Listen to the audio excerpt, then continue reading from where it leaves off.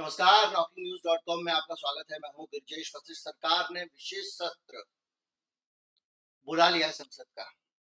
18 तारीख से सत्र होगा। इस सत्र के होने का मतलब क्या है, सरकार क्यों ये कर रही है? आप मेरे लगातार पिछले कई वीडियो देखिए।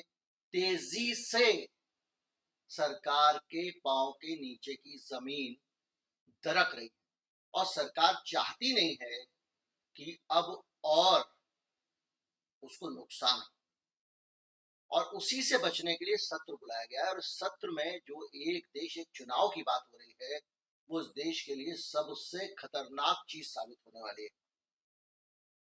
ज्यादातर मीडिया हाउसेस जो बेसिक चीजें हैं उनको भूलकर मास्टर स्ट्रोक ये वो अपनी हार को जीत में कन्वर्ट कर दिया, इसमें लगे हुए हैं। यहाँ किसी भी पार्टी की हार या जीत से बेहतर है इस देश का अच्छा भविष्य होना।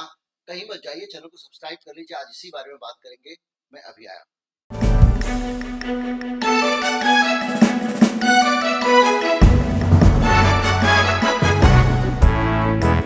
सबसे पहले समझते हैं कि एक देश एक चुनाव से हानि क्या है, जो मेरी समझ में आता है। एक देश एक चुनाव का सबसे बड़ा नुकसान यह है कि पूरे देश में एक साथ 5 साल में चुनाव होंगे। अब ये कैसे करेंगे, ये अलग मसला है। ये इस बार ही करके रह जाएंगे या आगे, ये बहुत सारी चीजें। अब एक बात बताइए, एक जगह पे अगर अविश्वास प्रस्ताव आया, 2.5 साल में विधानसभा गिर गई, तो क्या 2.5 साल तक वहां गवर्नर राज रहेगा? वरना फिर अगला चुनाव एक देश एक चुनाव नहीं हो पाएगा। तो इसके लिए आपको व्यवस्था बनानी पड़ेगी और गवर्नर राज्य बनाने में इस सरकार को कोई नुकसान नहीं है। ये तो खुशी खुशी बनाएगी। क्यों? क्योंकि ये है एक अथॉरिटेरियन सरकार। ये एक ऐसी सरकार है जो अथॉरिटी में यकीन रखती है, जिसका यकीन है केंद्रीकृत सत्ता में। अब हम थोड़ा सरल तरीके से समझते हैं। अभी देखिए, 3 राज्यों में चुनाव होने वाले हैं और भारतीय जनता पार्टी को है तो 5 में, लेकिन भारतीय जनता पार्टी को जो दिक्कत है वो क्या है? मध्य प्रदेश हाथ से निकल रहा है, कर्नाटक निकल चुका है। अब कर्नाटक हारे, मध्य प्रदेश हारे, राजस्थान हारे, छत्तीसगढ़ हारे, तो भारतीय जनता पार्टी के हाथ में क्या बचा? एक ऐसा सेंटीमेंट जिसमें पूरा देश ये मान लेगा, यकीन कर लेगा कि ये मोदी जी अजय नहीं है, इनके पास मास्टर स्ट्रोक नहीं है, अमित शाह चाणक्य नहीं है, इनकी सारी की सारी जो जुगाड़ थी वो फेल हो गई है। और अब इस मुल्क में इस सरकार को भगवान भी नहीं बचा सकता है। इस परसेप्शन से जो 2024 के आम चुनाव में नुकसान होने वाला है, उससे बचने के 2 तरीके हैं।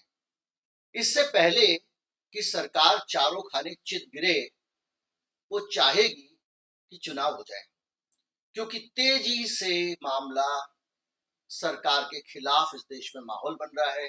एनडीए वर्सेस इंडिया का आपने मूड ऑफ द नेशन पोल मैंने आपको डाटा साझा किया था। 2% वोटों का अंतर बचा हुआ है दोनों के बीच में। दूसरा, इन तीनों राज्यों में हारेंगे तो और ज्यादा ये स्थिति खराब हो जाएगी, तो हारना तय हो जाएगा।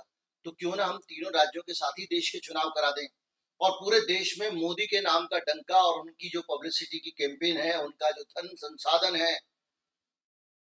अब तो चुनाव आयोग में भी टिप्पणी कर चुका है सुप्रीम कोर्ट। उनका फायदा उठा के उस लहर में इन 3 खेतों में भी पानी पड़ जाए। मोदी के नाम पे जब सेंट्रल के चुनाव लड़ा जा रहा होगा, डबल इंजन सरकार की बातें होंगी, तो कुछ लोग हो सकता है कि और ज्यादा वोट दे दें शिवराज सिंह की सरकार को, गहलोत के खिलाफ कुछ वोट दे दें, छत्तीसगढ़ में खिलाफ कुछ वोट दे दें।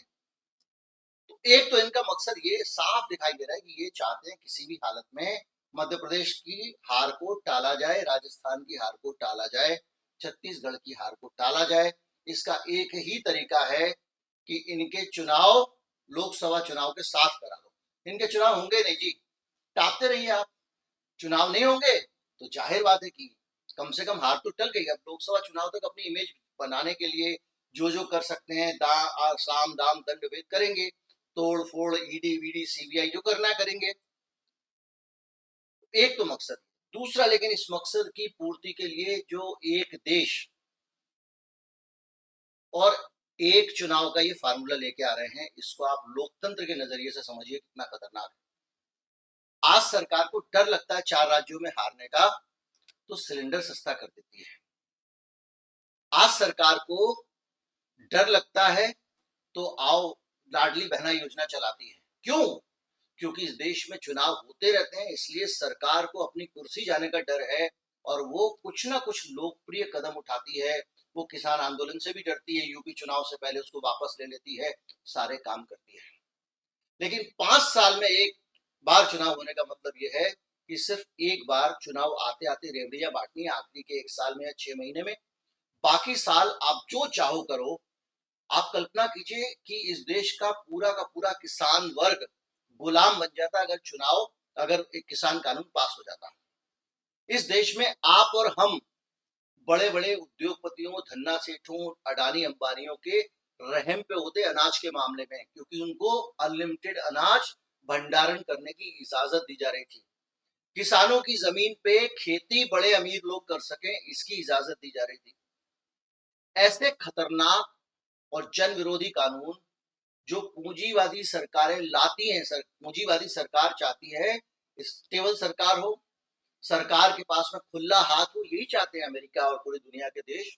और वो सरकार खुलकर काम करे, जन विरोधी नीतियां लाए, सब्सिडीज खत्म कर दे, ये कर दे, वो कर दे, जनता को कोई भी लाभ ना दे और सारे के सारे फायदे इंडस्ट्री को दे, सस्ते में लोन दे, सस्ते में जमीनें दे, ताकि वहां से जो इंडस्ट्रियलिस्ट है विदेशी और हमारे देश के, वो उसमें पैसा लगा के बड़े बड़े कल कारखाने खड़े करें और उससे मोटा माल कमाए, और वो माल भी हम ही को माल बेच के कमाएंगे, हम ही से चूसेंगे। तो उसमें बाधा आती है। अगर लोकतंत्र में चुनाव होते हैं, लोकतंत्र में जनता की आजादी रहती है, तो ये लूट का जो कारोबार है ना, इसमें आती है बाधा।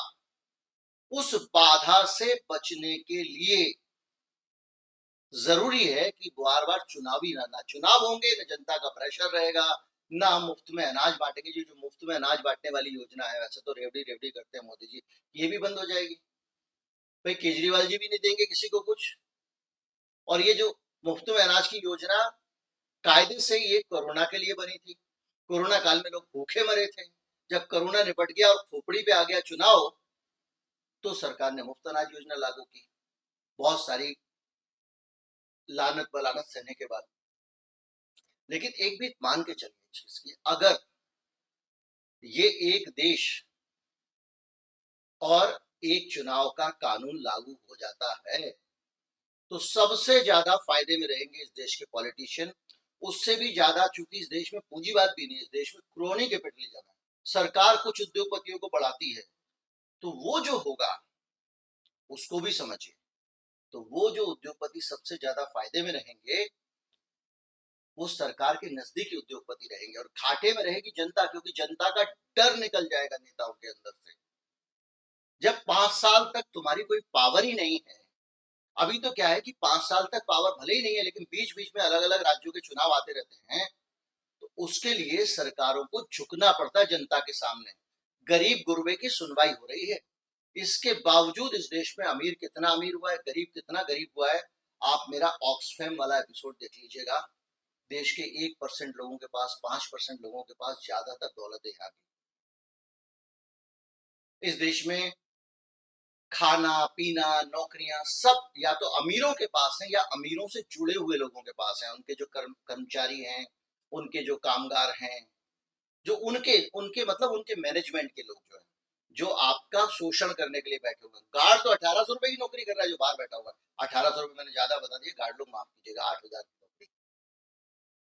मजदूर उतने की नौकरी कर रहा है जो मिनिमम वेजेस सरकार ने फिक्स कर दिए हैं। जो मैनेजमेंट के लोग हैं, जो उस लूट में हिस्सेदार है मैनेजमेंट के, उन सब लोगों की, मिडिल क्लास की केवल बल्ले बल्ले है इस देश में, और उद्योगपतियों की बल्ले बल्ले है। आम आदमी हर तरफ से मारा जा रहा है। सिलेंडर में 200 रुपए का जो कट किया है, ये सोच लीजिए कितना बढ़ाने के बाद किया था।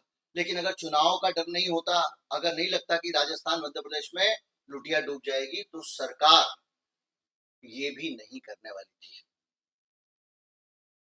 तो जो संसद का सत्र आ रहा है, इस सत्र में अगर एक देश एक चुनाव का ऐलान होता है, पास तो करा ले जाएगी सरकार।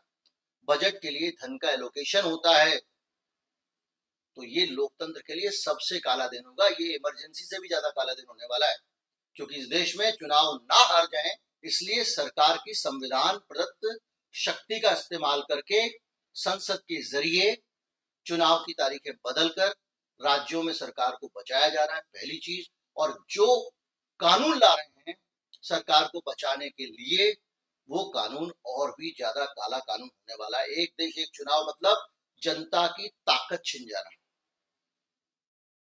आप 5 साल में एक बार चुनाव करोगे और 5 साल में कुछ नहीं बोल पाओगे, धरना प्रदर्शन करोगे, लाठियों से सूद देते हैं वो तो, और उसके बाद आपको उठा के फेंक देंगे। कर लो जो करना है, वोट तो 5 साल बाद दोगे ना। किसान आंदोलन को क्या क्या किया था आपने देख लिया, चुनाव ना आता तो वो और बिठा के रखते हैं। शाहीन बाग में आपने देख लिया। तो यहाँ पे आंदोलन, जनता की आवाज, प्रेशर ग्रुप्स तो इस दौर में आके खत्म हो गए। वो दौर चला गया जब अन्ना हजारे को पीछे पीछे बुलाती थी सरकार, निगोशिएटर बैठते थे, बातचीत करते थे, मध्यस्थ जाते थे। मनीष तिवारी अगर टेढ़ा बयान दे देता तो माफी मांगता था। अब वो दौर जा चुका है। और अगर इस दौर में, और एक बात याद रखिए, एक सरकार को अगर छूट मिलती है, दूसरी सरकार तीसरी, अमरौती तो लिखा के कोई नहीं लाया। इसके बाद जो लोग आएंगे वो उससे कितना ज्यादा करेंगे हमको नहीं पता। उसके बाद वाले क्या करेंगे, खुली छूट दे देंगे, देश की संपत्तियां बेच देंगे, आप क्या बिगाड़ दोगे। इंतजार कीजिए चुनाव का, उस वक्त हो हल्ला होगा, खूब सारा धन झोंका जाएगा चुनाव में, रेवड़ियां बांट दी जाएंगी, आपके घर पे नोट पहुंचा दिया जाएगा, किसी के घर पे दारू पहुंचा दी जाएगी और चुनाव जीत जाएंगे। तो लोकतंत्र रहा कहाँ इस देश में। जो नीतियां बनेंगी मेरे आपके लिए नहीं बनेंगी, गरीब गुरुओं के लिए नहीं, आम आदमी के लिए नहीं बनेंगी। नीतियां बनेंगी क्रोनी कैपिटलिज्म के लिए। इसलिए ये बहुत गंदी दिशा में हमारा देश बढ़ रहा है, और हमको ये आवाज उठानी चाहिए, जन जन तक पहुंचानी चाहिए। जितना ज्यादा आप जनता तक ये आवाजें पहुंचाएंगे, उतना ही जागृति आएगी। उम्मीद करता हूं ये वीडियो आपको ऐसा लगा होगा जो सबको पता होना चाहिए। साझा करें, शेयर करें। नमस्कार।